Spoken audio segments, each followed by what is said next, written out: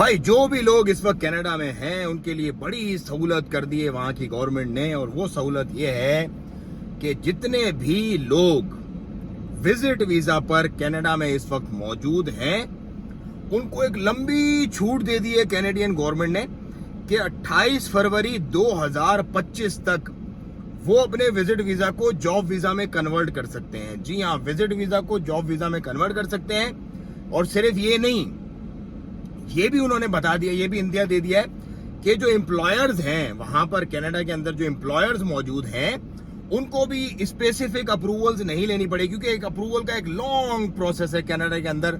ज्यादातर जो work permit होते हैं 9, 10, 11 महीने लग जाता है उसका टाइम। तो इस प्रोसेस से भी जान छुड़ा दी है कैनेडियन गवर्नमेंट ने। तो भाईजान कनाडा पहुंचो, फौरन पहुंचो, बेस्ट चांस है आप लोगों के लिए। ये चांस आप लोगों ने मिस नहीं करना है कनाडा पहुंचने का।